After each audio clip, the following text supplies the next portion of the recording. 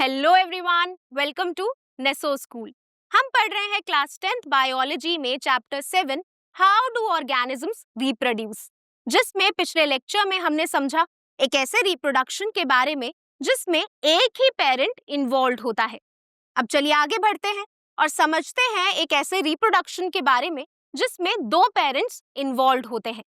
तो चलिए शुरू करते हैं आज का लेक्चर, जिसका नाम है सेक्सुअल रिप्रोडक्शन, और देख लेते हैं हमारे आज के टॉपिक्स क्या हैं।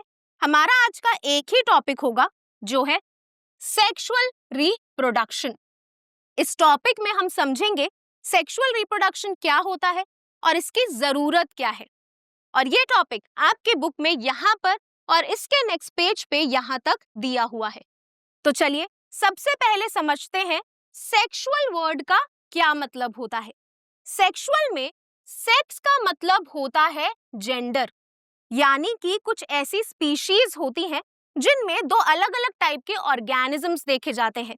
कुछ ऑर्गेनिजम्स होते हैं मेल और कुछ ऑर्गेनिजम्स होती हैं फीमेल।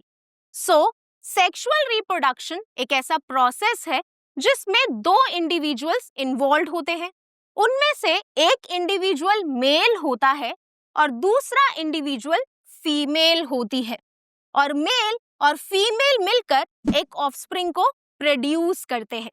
सो सेक्सुअल रिप्रोडक्शन एक ऐसा प्रोसेस है जिसमें दो पेरेंट्स इन्वॉल्व होते हैं, एक मेल और एक फीमेल। बट सेक्सुअल रिप्रोडक्शन की जरूरत क्या है? जैसा कि हम पिछले लेक्चर में समझ चुके हैं, एसेक्सुअल रिप्रोडक्शन एक बहुत ही आसान और जल्दी होने वाला रिप्रोडक्शन है। तो कोई ऑर्गेनिज्म सेक्सुअल रिप्रोडक्शन क्यों करेगा? तो जैसा कि हमें ऑलरेडी पता है, जब भी कोई ऑर्गेनिज्म अपने ही जैसे सिमिलर ऑर्गेनिज्म को प्रोड्यूस करता है, तो जो पेरेंट है वो अपने डीएनए की एक कॉपी आगे ऑफस्प्रिंग में पास ऑन कर देता है। और जब वो पेरेंट अपने डीएनए की कॉपी बनाता है, यानी कि डीएनए कॉपिंग होती है, तो उस दौरान छोटी छोटी वेरिएशंस आती हैं। बट ये वेरिएशंस हमारे सर्वाइवल के लिए इनफ नहीं होती, इसीलिए वेरिएशन को थोड़ा फास्ट करने के लिए ऑर्गेनिजम्स परफॉर्म करते हैं sexual reproduction. So to speed up variation, DNA from two different individuals is combined. Variation को स्पीड अप करने के लिए, फास्ट करने के लिए दो अलग अलग इंडिविजुअल्स का डीएनए कंबाइन किया जाता है। और जब दो अलग अलग इंडिविजुअल्स का डीएनए कंबाइन होगा तो ऑफस्प्रिंग में जो डीएनए होगा वो एक नया तरीके का होगा, जिस वजह से ऑफस्प्रिंग में देखे जाएंगे नए कैरेक्टर्स, यानी कि नए traits. So this creates new combination of traits helping survival and evolution.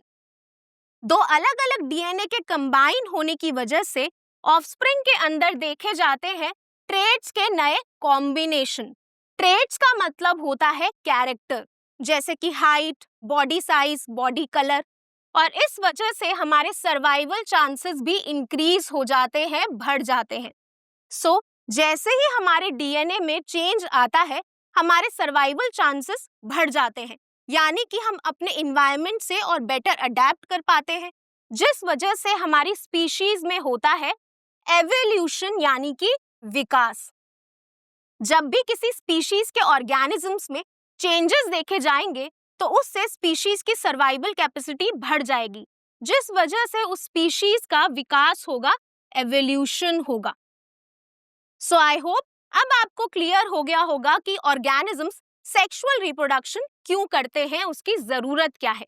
अब चलिए सेक्सुअल रिप्रोडक्शन के दौरान जो डीएनए कंबाइन होते हैं उसको हम इस डायग्राम की मदद से समझते हैं। तो जैसा कि आप देख सकते हैं, यहाँ पर दो सेल्स प्रेजेंट हैं। जो ये सेल है वो मेल बॉडी का सेल है और यहाँ पर जो सेल है वो फीमेल सेल है। जैसा कि आप देख सकते हैं, इन दोनों ही सेल्स में डीएनए प्रेजेंट है, यानी कि मेल सेल में मेल डीएनए प्रेजेंट है और फीमेल सेल में प्रेजेंट है फीमेल डीएनए। सो जैसा कि हमने अभी पढ़ा कि अगर दो डिफरेंट इंडिविजुअल्स का डीएनए कंबाइन हो जाता है तो ऑफस्प्रिंग के अंदर नए कॉम्बिनेशन देखे जाते हैं ट्रेड्स के। तो अगर मेल सेल और फीमेल सेल सिंपली कंबाइन हो जाते हैं तो उससे जो ऑफस्प्रिंग बनेगा यानी कि जो नया सेल बनेगा उसमें डीएनए अमाउंट डबल हो जाएगा। तो जैसा कि आप देख सकते हैं यहाँ पर पेरेंट डीएनए और ऑफस्प्रिंग के डीएनए में ह्यूज डिफरेंस है। ऑफस्प्रिंग का डीएनए अमाउंट डबल है पेरेंट के डीएनए के कंपैरिजन में।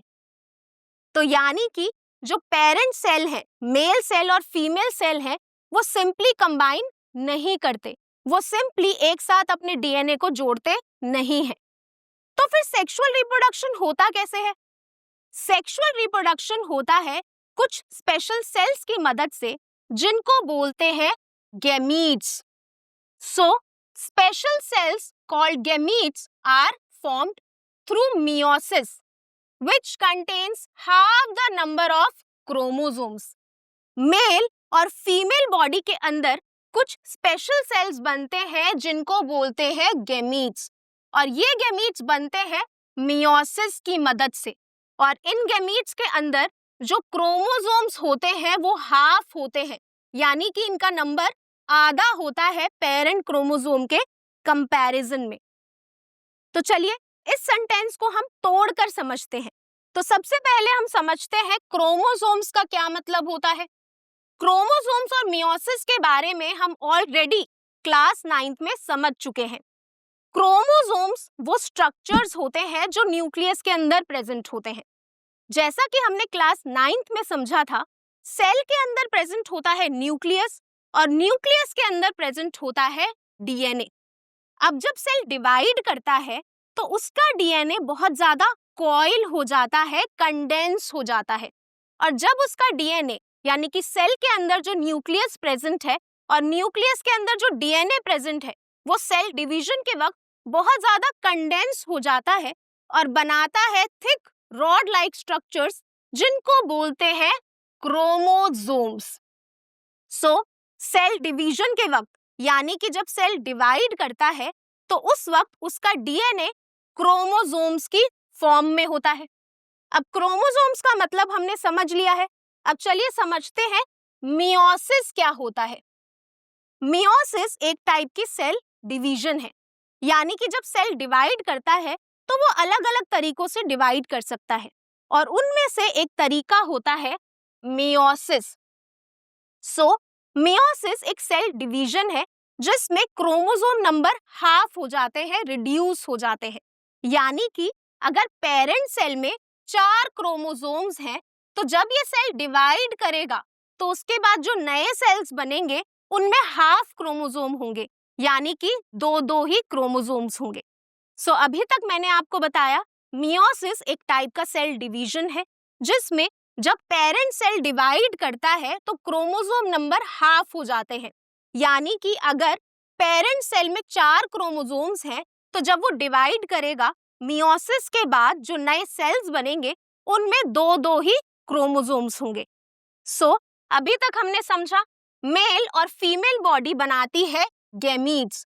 गैमीट्स के अंदर क्रोमोसोम नंबर हाफ होता है, यानी कि अगर पेरेंट बॉडी में 46 क्रोमोसोम्स हैं तो उनके गैमीट में 23 क्रोमोसोम्स होंगे, और ये जो क्रोमोसोम नंबर हाफ होता है ये होता है meiosis की मदद से। सो अभी तक हमने समझा मेल और फीमेल बॉडी गैमीट्स बनाती है। मेल बॉडी बनाती है मेल गैमीट और फीमेल बॉडी बनाती है फीमेल गैमीट। इन दोनों ही गैमीट्स में क्रोमोसोम नंबर हाफ होता है। अब जैसा कि आप देख सकते हैं मेल गैमीट और फीमेल गैमीट के अंदर दो क्रोमोसोम्स हैं, क्योंकि ये मियोटिक सेल डिवीजन के सेल्स हैं, यानी कि मियोटिक सेल डिवीजन से बने हैं। अब इसके बाद ये दो स्पेशल सेल्स आपस में कंबाइन होंगे, फ्यूज होंगे, तो जो बच्चा बनेगा, जो बेबी बनेगा, उसके सेल के अंदर जो क्रोमोसोम्स होंगे वो पेरेंट सेल के सिमिलर होंगे, सेम होंगे। तो जैसा कि हमने अभी समझा था पेरेंट सेल के अंदर अगर 4 क्रोमोसोम्स हैं तो बच्चे के अंदर भी 4 क्रोमोसोम्स ही होने चाहिए। इसीलिए मेल बॉडी और फीमेल बॉडी बनाती है गैमीट्स। गैमीट्स के अंदर क्रोमोसोम हाफ होते हैं, जिससे जब ये दोनों गैमीट्स कंबाइन करते हैं तो जो बच्चे के अंदर सेल्स होते हैं उनमें पेरेंट जितने ही क्रोमोसोम्स प्रेजेंट होते हैं। सो सेक्सुअल रिप्रोडक्शन में जो मेन रोल प्ले करते हैं वो करते हैं गेमीट्स, मेल गेमीट और फीमेल गेमीट। इन गेमीट्स की मदद से जो ऑफस्प्रिंग के अंदर डीएनए है, जो क्रोमोसोम है, वो डबल नहीं होता, पेरेंट डीएनए के ही सेम रहता है। So when male and female gametes fuse, they form zygote with the normal number of chromosomes. So, जब मेल और फीमेल गेमीट फ्यूज करते हैं, जुड़ते हैं, तो वो एक नया सेल बनाते हैं जिसको बोलते हैं जाइगोट। और इस जाइगोट के अंदर क्रोमोसोम नंबर नॉर्मल होते हैं, यानी कि पेरेंट जितने ही होते हैं। अब चलिए मैं आपको इस प्रोसेस को समझाती हूँ ह्यूमन के एग्जाम्पल की मदद से। ह्यूमन में भी सेक्सुअल रिप्रोडक्शन होता है। दो इंडिविजुअल्स इन्वॉल्व होते हैं, मेल एंड फीमेल। जो मेल है वो प्रोड्यूस करता है मेल गेमीट यानी कि स्पर्म।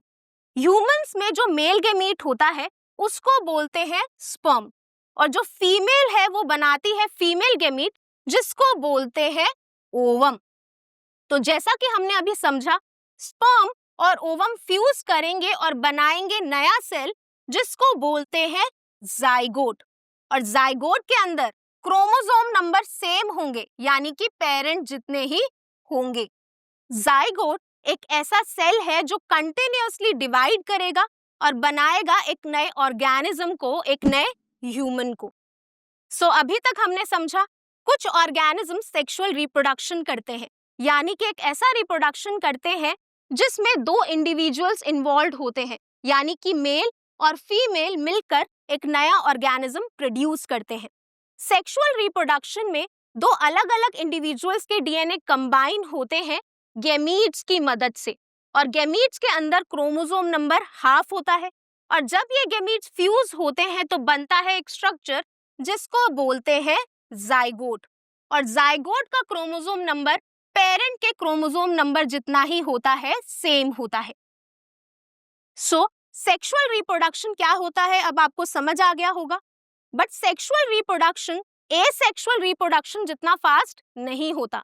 सेक्सुअल रिप्रोडक्शन में दो अलग अलग इंडिविजुअल्स इन्वॉल्व होते हैं जिनका डीएनए कंबाइन होता है, फ्यूज होता है, और फिर जाइगोट बनता है। जाइगोट के बाद ऑर्गेनिज्म की डेवलपमेंट होती है। सो जो सेक्सुअल रिप्रोडक्शन है ये बहुत ही स्लो और कॉम्प्लेक्स प्रोसेस है, पेचीदा प्रोसेस है, क्योंकि इसमें गेमीट्स इन्वॉल्व होते हैं। और सेक्सुअल रिप्रोडक्शन अलग अलग टाइप के ऑर्गेनिजम्स परफॉर्म करते हैं, जैसे कि प्लांट्स, एनिमल्स सेक्सुअली भी रिप्रोड्यूस करते हैं। सो आई होप अब आपको क्लियर हो गया होगा कि सेक्सुअल रिप्रोडक्शन क्या होता है, इसकी नीड क्या है, और इसको कौन से ऑर्गेनिजम्स परफॉर्म करते हैं। और इसी के साथ हमारा आज का टॉपिक सेक्सुअल रिप्रोडक्शन कंप्लीट होता है। सो आज के लिए बस इतना ही। अब मैं मिलूंगी आपको नेक्स्ट लेक्चर में एक नए और इम्पोर्टेंट टॉपिक के साथ। Thank you.